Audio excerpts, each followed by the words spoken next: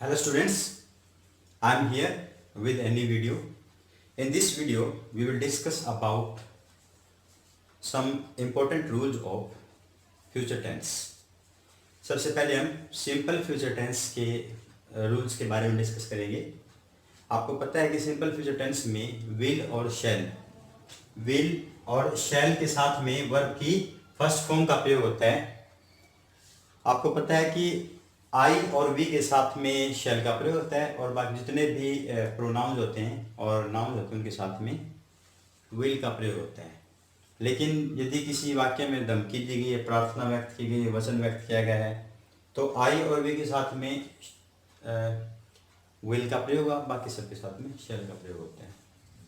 आइए देखते हैं रूल नंबर 1। कंडीशनल सेंटेंसेस की बात करते हैं तो जहां पर इफ आता है, इफ जो कंडीशनल सेंटेंसेस है मैं आपको बता रहा था कि इफ से जो सेंटेंस शुरू होते हैं उसमें सब्जेक्ट के साथ में वर्ब की फर्स्ट फॉर्म साथ एस जब आया है तो मेन क्लोज में विल के साथ में वर्ब की फर्स्ट फॉर्म का प्रयोग करेंगे। जैसे if he works hard he will get good marks. यहाँ पर इफ आया है, सब्जेक्ट ही दे रखा है, इसके साथ में वर्ब की फर्स्ट फॉर्म एस दे रखा है, तो मेन जो क्लोज होगा उसमें विल प्लस में वर्ब की फर्स्ट फॉर्म का प्रयोग करते हैं। उसके बाद number 2, for near future. Near future का मतलब निकट भविष्य के लिए। कोई भी काम आप निकट भविष्य के लिए कर रहे हैं, आप करना चाहते हैं, तो उसमें 3 टेंसेस का प्रयोग किया जा सकता है। सिंपल फ्यूचर टेंस का, प्रेजेंट इंडेफिनिट टेंस का और प्रेजेंट कंटिन्यूस टेंस का।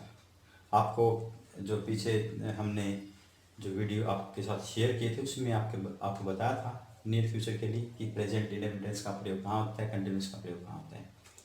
इसमें हम जैसे ही will go to Mumbai next week, वो अगले सप्ताह मुंबई जाएगा, तो यहाँ पर हमने बताया will go, simple future tense का प्रयोग करेंगे।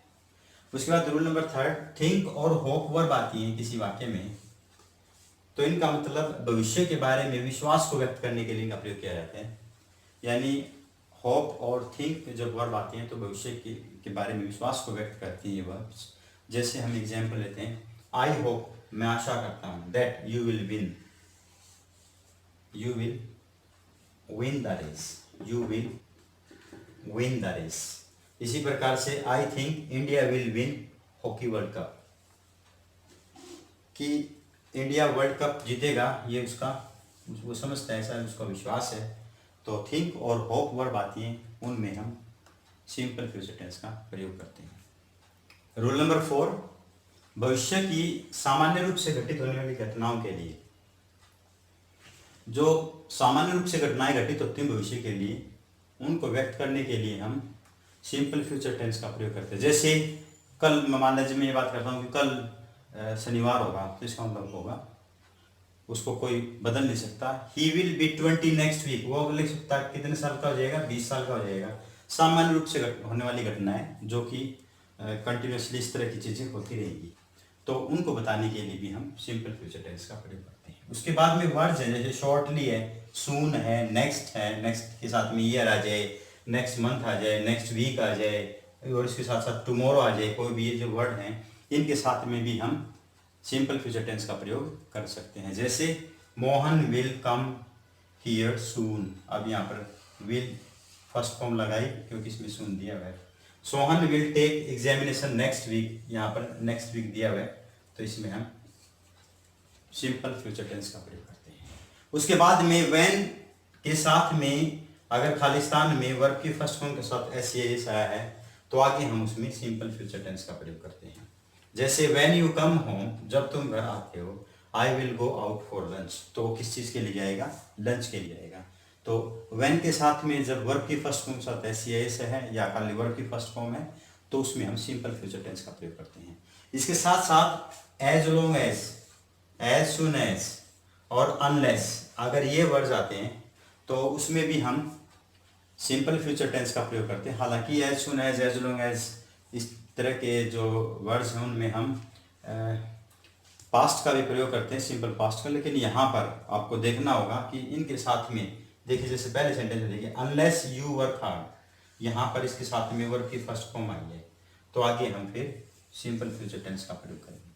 उसी प्रकार से एज लॉन्ग एज, इसके साथ में वर्ब की फर्स्ट फॉर्म आई यहाँ पर आर, तो यहाँ पर हम सिंपल फ्यूचर टेंस का प्रयोग करेंगे। ध्यान में रखना है, इनके साथ में यदि वर्ब की फर्स्ट फॉर्म है तो फिर आगे जो वर्ब आएगी अगले सेंटेंस में उसमें हम लगाएंगे सिंपल फ्यूचर टेंस। अब हम बात करते हैं फ्यूचर कंटिन्यूअस टेंस की। फ्यूचर कंटिन्यूअस टेंस में विल शैल के साथ में बी, वर्ब के फर्स्ट में साथ आईएनजी का प्रयोग होता है। सबसे पहले to describe an action that will be in progress at a given point of time in future, जो भविष्य में किसी समय बिंदु पर कोई कार्य चलता रहे, प्रोग्रेस में रहे, उसको व्यक्त करने के लिए हम फ्यूचर कंटिन्यूअस टेंस का प्रयोग करते हैं। जैसे इसका एग्जांपल लेते हैं, what will you be doing tomorrow morning, कल सुबह तुम क्या कर रहे होगे, यानी at a given point of time what will he be doing, वहां उस चीज को व्यक्त करने के लिए हम फ्यूचर कंटिन्यूअस टेंस का प्रयोग करते हैं।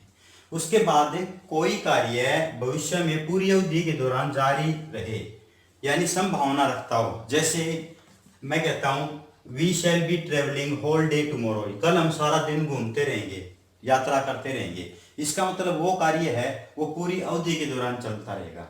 तो उस तरह के कार्य को व्यक्त करने के लिए भी हम फ्यूचर कंटिन्यूअस टेंस का प्रयोग करते हैं। जैसे यहाँ पर आएगा शैल बी ट्रेवलिंग। उसके बाद नंबर 3 रूल है, भविष्य में कोई कार्य पहले कार्य से शुरू होकर बाद में समाप्त हो। अब इस प्रकार के सेंटेंसेज में पिछले टेंस में भी हमने इसके बारे में डिस्कस किया था कि जहां पर व्हेन है इसमें दे रखा है, इससे पहले फ्यूचर कंटिन्यूअस टेंस का प्रयोग है तो बाद में सिंपल प्रेजेंट टेंस का प्रयोग होगा। I shall be waiting for you, यहाँ इस रूल को देखते हैं, भविष्य में कोई कार्य पहले शुरू होकर बाद में समाप्त हो। We shall be waiting for you, हम तुम्हारा इंतजार कर रहे होंगे। इसका मतलब कब, व्हेन यू कम बैक, जब तुम आ जाओगे, तो इसका मतलब उसके आने के बाद उनका इंतजार खत्म होगा। पहले काम शुरू हुआ लेकिन उनका काम बाद में खत्म हुआ, तो उसके लिए भी हम सिंपल फ्यूचर टेंस का प्रयोग करते हैं। उसके बाद हम बात करते हैं फ्यूचर परफेक्ट टेंस की। फ्यूचर परफेक्ट टेंस में विल शैल के साथ में हैव प्लस में वर्ब के थर्ड फॉर्म का प्रयोग होता है। पहला रूल है, बिफोर से के बाद में यदि वर्ब की फर्स्ट में साथ एस या एस आया है तो बिफोर से पहले हम विल या शैल हैव प्लस में वर्ब की थर्ड फॉर्म यानी फ्यूचर परफेक्ट टेंस का प्रयोग करेंगे। जैसे the students will have left the class, here before is given the teacher come. अब यहाँ पर बिफोर द टीचर कम्स, अब यहाँ पर बिफोर के बाद में वर्ब की फर्स्ट फॉर्म आई हुई है, वर्ब की फर्स्ट फॉर्म साथ आई है एस या एस, तो बिफोर से पहले फिर हम फ्यूचर इस टेंस का यानी फ्यूचर परफेक्ट टेंस का प्रयोग होता है। सो जैसे कि मैंने आपको बताया कि बिफोर के बाद में अगर वर्ब की फर्स्ट फॉर्म के साथ एस या एस है तो उससे पहले फ्यूचर परफेक्ट टेंस का प्रयोग आमतौर पर किया जाता है। उसके बाद रूल नंबर 2, कोई कार्य भविष्य में निश्चित समय से पहले या उस निर्धारित समय तक खत्म होने की संभावना रखता है तो उस प्रकार के सेंटेंसेस में भी हम फ्यूचर परफेक्ट टेंस का प्रयोग करते हैं। जैसे ही will have finished his work by tomorrow morning, इसका मतलब टाइम जो रखा गया टुमारो मॉर्निंग का रखा गया है, उस समय तक या उस समय से पहले अगर खत्म होने की संभावना रखता है तो उस प्रकार के सेंटेंसेस में भी फ्यूचर परफेक्ट टेंस का प्रयोग करते हैं। जैसे ही will have finished his work, वो अपना काम कर चुका होगा कब, बाय टुमारो मॉर्निंग। तो इस प्रकार के सेंटेंसेस में हम फ्यूचर परफेक्ट टेंस का प्रयोग करते हैं। अब हम बात करते हैं फ्यूचर परफेक्ट कंटिन्यूअस टेंस की। इसमें केवल एक ही रूल है जिस के बारे में आपको बताना चाहूँगा कि इसमें विल शैल के साथ में हैव, बीन और वर्ब की फर्स्ट में आईएनजी का प्रयोग होता है।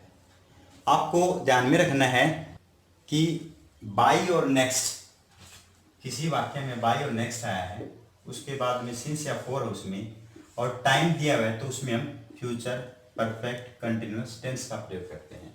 जैसे by the end of July, by आया हुआ है, एंड ऑफ जुलाई, जुलाई के अंत तक। I shall have been working in this factory for 2 years, मैं इस फैक्ट्री में काम करते उसको कितने महीने, कितने साल हो जाएंगे, 2 साल हो जाएंगे। तो इसके बारे में बताने के लिए आपको बस ये ध्यान में रखना है, बाय या नेक्स्ट उसके साथ में सिंस या फॉर में से कोई भी है और टाइम है तो हम फ्यूचर परफेक्ट कंटिन्यूस टेंस का प्रयोग करते हैं। इस प्रकार से हमने जितने भी इनसे रिलेटेड जो रूल हैं, फ्यूचर टेंस से रिलेटेड जितने रूल हैं वो आपको बताने की कोशिश की है। आशा करता हूँ कि आपको ये सभी रूल्स अच्छी तरह समझ में आएंगे। उसके बाद हम कुछ रूल्स और करना चाहते हैं जिसके बारे में आपको मैंने जो प्रीवियस वीडियोस थे उसके उनमें नहीं बताया, तो आइए उनके बारे में भी कुछ देख लेते हैं। आफ्टर से पहले यदि विल और शैल के साथ में वर्ब की फर्स्ट फॉर्म है तो आफ्टर के बाद में हैज और हैव यानी प्रेजेंट परफेक्ट उसके साथ में वर्ब के थर्ड फॉर्म का प्रयोग होता है। जैसे I will do my homework after I have taken my lunch. इसका मतलब आफ्टर के बाद में प्रेजेंट परफेक्ट और आफ्टर से पहले सिंपल फ्यूचर टेंस का प्रयोग होता है। उसी प्रकार से नेक्स्ट रूल है हार्डली और स्केसली किसी वाक्य में बिगिनिंग में आते हैं, शुरुआत में आते हैं, तो इस प्रकार के वाक्यों में सबसे पहले हेड लगाएंगे, उसके बाद में सब्जेक्ट लगाएंगे और फिर वर्ब की थर्ड फॉर्म का प्रयोग होगा। जैसे यहाँ पर दिया हुआ स्केसली, यहाँ हम हार्डली लगा सकते हैं। उसके बाद देखिए यहाँ पर हेड है, फिर आपको बताया था सब्जेक्ट आई है और वर्ब की थर्ड फॉर्म, फिर वर्ब की थर्ड फॉर्म है। तो इस बात का आपको ध्यान में रखना है। उसी प्रकार से नो सूनर के साथ में देन आया हुआ है, तो इस तरह के वाक्यों में आप हेड प्लस में सब्जेक्ट प्लस में वर्ब की थर्ड फॉर्म भी लगा सकते हैं। डिड प्लस में सब्जेक्ट प्लस में वर्ब की फर्स्ट फॉर्म का भी प्रयोग कर सकते हैं। आप कोई भी कर सकते हैं, उनमें दोनों में वो ठीक है। जैसे no sooner did I arrive, अब बताया मैंने आपको सबसे पहले तो हैड या डिड, इसमें यहाँ पर डिड लगा दिया, उसके बाद में सब्जेक्ट आई लगा दिया और फिर वर्ब की फर्स्ट फॉर्म अराइव लगा दिया। तो इस प्रकार से हम इस तरह के कुछ रूल्स थे जिसके बारे में मैंने आपको बताया।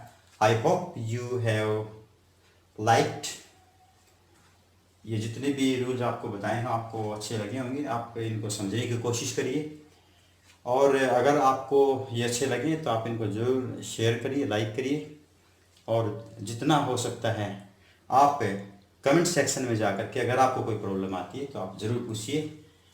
Thank you very much.